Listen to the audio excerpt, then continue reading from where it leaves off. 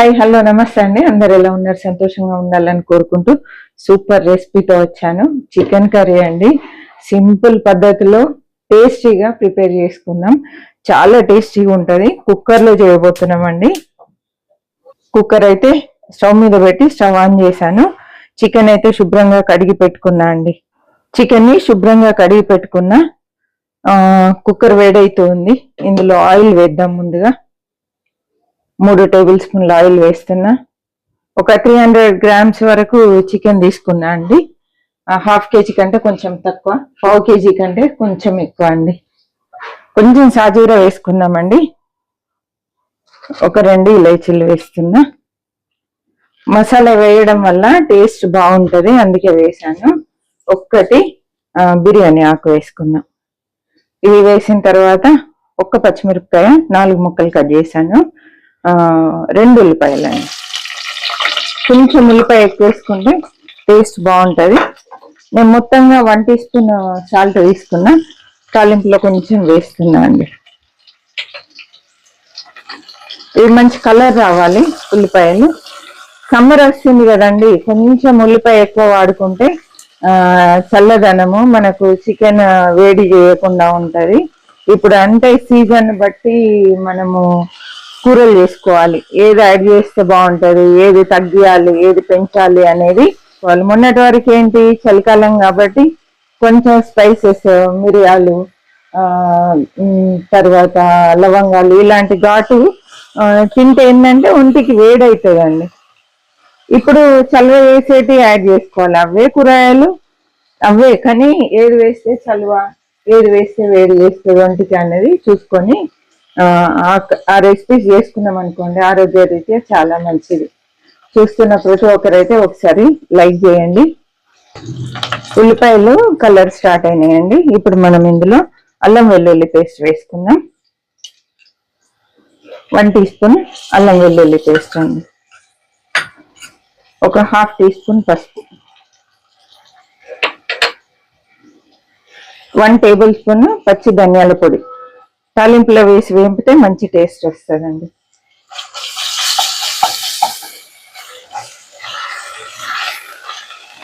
కొంచెం పచ్చివాసన పోయి ఈ తాలింపు అంతా వేగిన తర్వాత చికెన్ యాడ్ చేసుకోవాలి. ఇది వేగిందని ఎలా గుర్తంటే కమ్మటి వాసన వస్తుంది. అదేవిధంగా ఇలా నురుగా స్టార్ట్ అవుతుందండి, పొంగులాగా వస్తుంది తాలింపు అంతా. ఇది పచ్చి ధనియాల పొడి ఎప్పుడు వేసినా కూడా ఇలా పొంగు లాంటిది వస్తుంది. ఇప్పుడు ఇందులో చికెన్ వేసేసుకుందాం.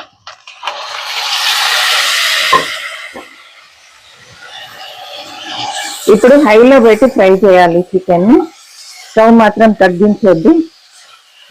చికెన్ కలర్ చేంజ్ అయ్యి వైట్ అయ్యేంత వరకు హైలో పెట్టి ఫ్రై చేయాలండి.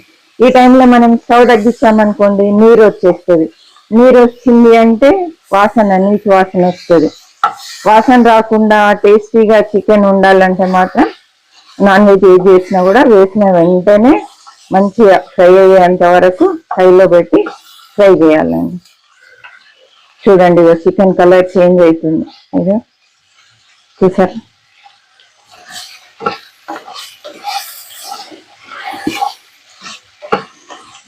ఇలా 1 నిమిషం పాటు ఫ్రై చేసుకున్న తర్వాత ఇప్పుడు ఇందులో కారం యాడ్ చేద్దాం. ఇప్పుడు స్టవ్ తగ్గిస్తున్నా అండి. కారం పొడి వేసిన తర్వాత స్టవ్ తగ్గించుకోవాలి, తగ్గించి ఫ్రై చేయాలి.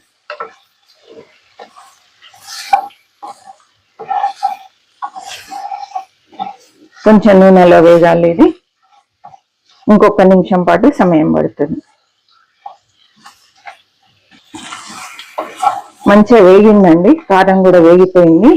చూసారా, మనము అంటే మూత పెట్టకపోవడం వల్ల నీరు రాలేదు, చక్కగా చికెన్ అంతా ఫ్రై అయిపోయింది. ఈ టైంలో రుచికి సరిపడా ఉప్పు వేసేసుకుందాం. ఎండు కొబ్బరి పొడి 2 టేబుల్ స్పూన్లు అండి.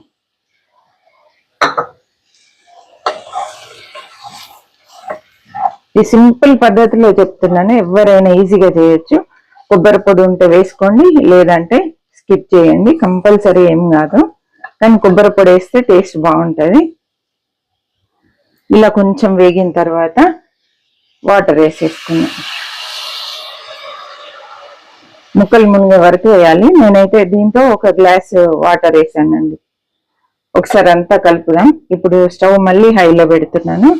మనం ఇందాక కారం వేసినాక స్టవ్ తగ్గించాం కదా, ఇప్పుడు హైలో పెట్టానండి.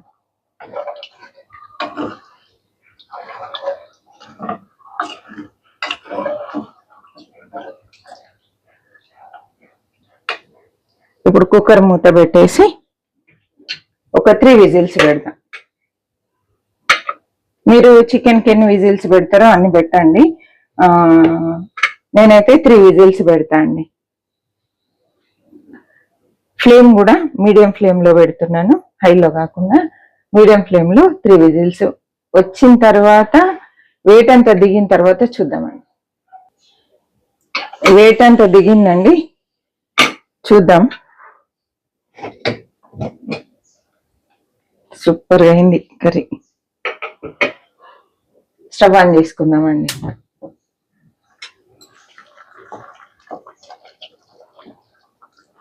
చిక్కటి గ్రేవీ కావాలంటే కాసేపు హైలో పెట్టామనుకోండి చిక్కబడిపోతుంది. కొంచెం ఇలా అంటే పూరి కానీ తర్వాత చపాతీలోకి కావాలి అని అనుకుంటే ఇలా మనం ఈ టైంలోనే మనం కొత్తిమీర మసాలాలు వేసేసుకుంటే సరిపోతుందండి.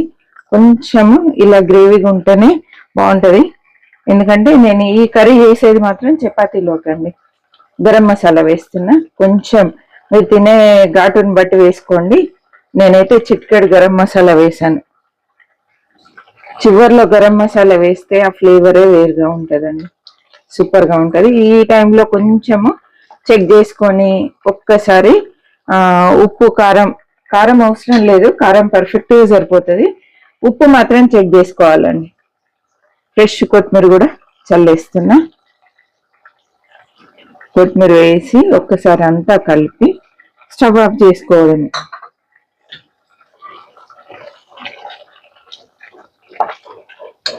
ఇప్పటి నుండి అన్ని సమ్మర్కి సరిపోను రెసిపీసే వస్తూ ఉంటాయండి మన ఛానల్లో. చూడండి, చూసారు కదా, సూపర్ రెసిపీ.